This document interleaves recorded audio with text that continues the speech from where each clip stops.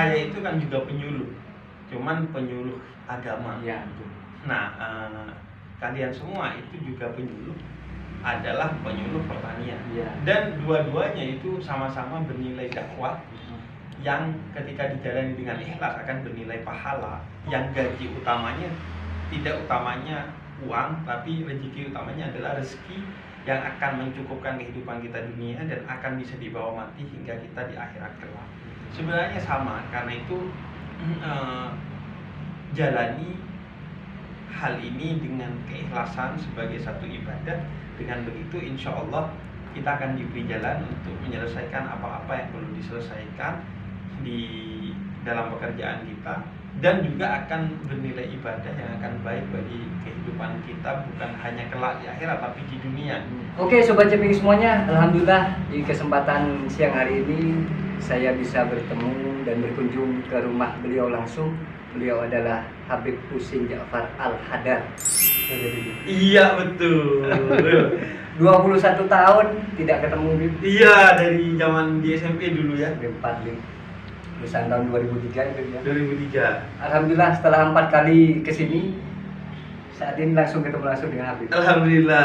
Kemarin nggak sempat terus Bib. Iya, soalnya kita kan silaturahmi terus di luar rumah, jarang kemudian di rumah. Betul.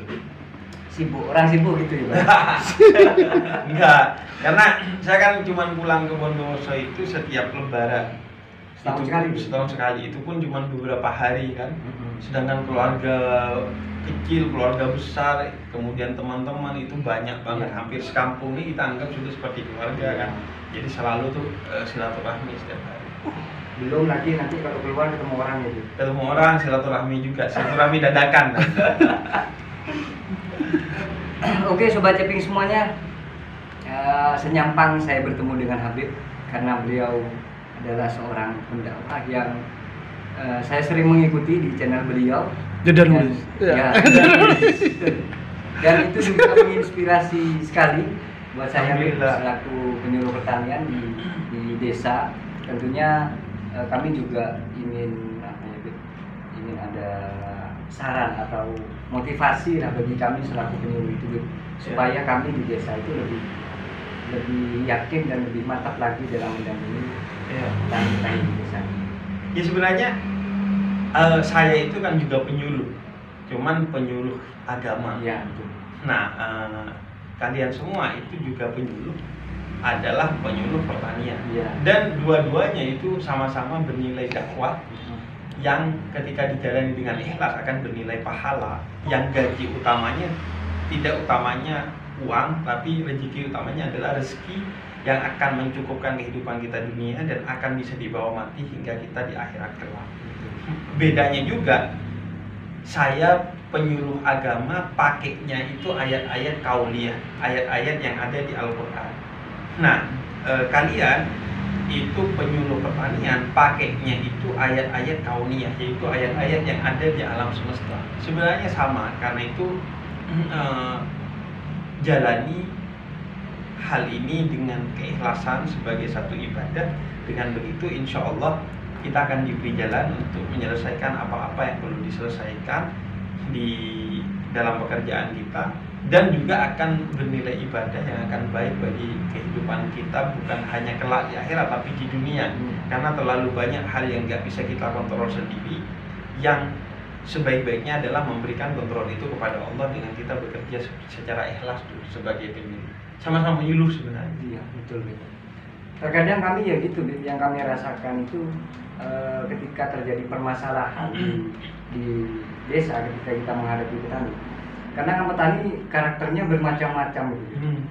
Kadang timbul rasa pesimis dia, kemudian rasa takut kita untuk melakukan penyuluhan dia. Karena kan setiap penyuluh juga mempunyai karakter yang bermacam-macam. Ada yang sudah biasa menghadapi petani, ada juga yang masih baru, seperti tadi Mas Yudi ya. Jadi terkadang mental itu kena.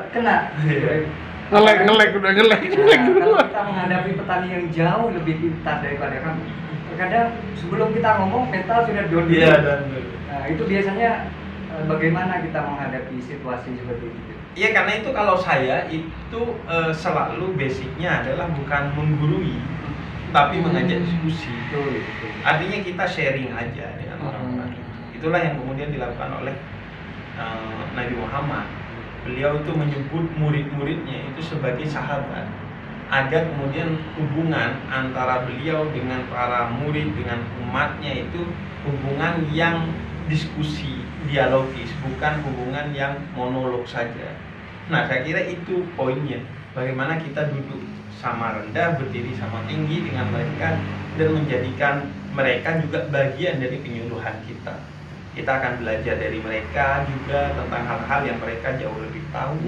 Kemudian apa yang menurut kita lebih baik juga tidak disampaikan secara menggurui, tidak juga disampaikan secara perintah, tapi disampaikan sebagai bagian dari diskusi dan bagian dari saran untuk membantu mereka agar bertumbuh sebagai seorang petani. Dan tentu utamanya adalah akhlak sih kalau menurut saya. Ketika kita datang dengan cara yang penuh dengan adab, karena kita ini bukan hanya di bagian timur yang akhlaknya itu ketimuran, tapi di Jawa Timur yang sangat menekankan tentang adab.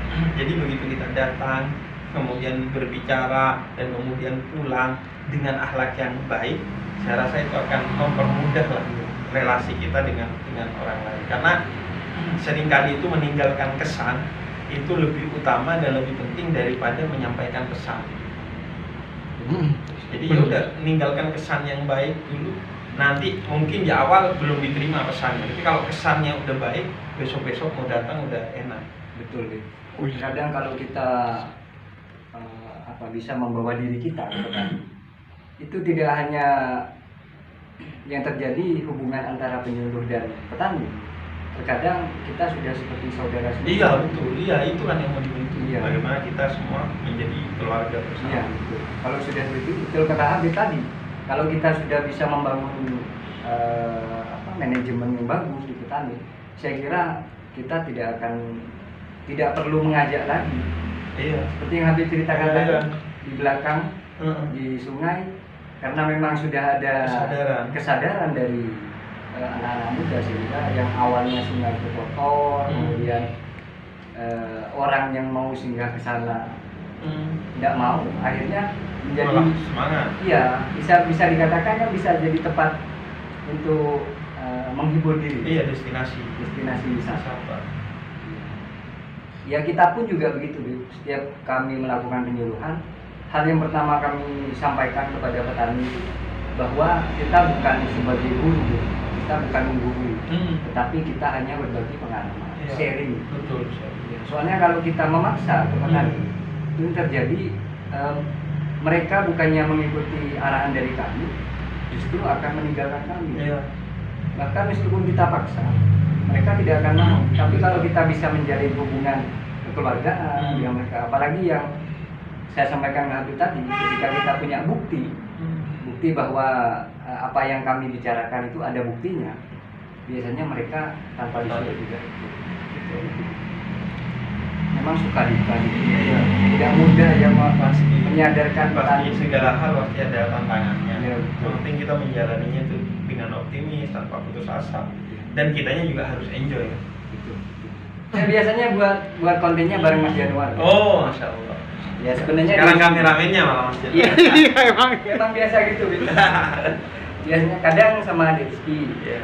Cuma kalau Mas Januar, saya cocoknya sama Mas Januar ini karena kami kan ingin buat kontennya itu konten yang santai, ada interaksi, jadi tidak monoton hanya memegang kamera saja. Ketika Mas Januar punya ilmu yang bisa disampaikan, ya disampaikan. Ini mohon maaf sekali, Beb, saya buat konten ini bukan bermaksud ingin. Gak apa-apa, apa yang bisa saya bantu kan? Iya. Pasti saya bantu lah, sekecil apapun sebisa saya pasti. Semoga ini bisa membantu bagi teman-teman penyuluh untuk memberikan penyuluhan terbaiknya bagi para petani, bisa membantu memotivasi para petani untuk berdiskusi dengan para penyuluh tentang apa yang terbaik bagi pertanian. Karena kan ya gini, kalau petaninya kenapa yang pertama terdampak itu kan kita, karena semua makanan kita itu bersumber dari pertanian. Karena itu Nabi Sulaiman dan Nabi Daud itu pernah meminta dipertemukan dengan orang yang ahli surga. Kemudian kata Allah, temuilah seorang tukang kayu di pasar.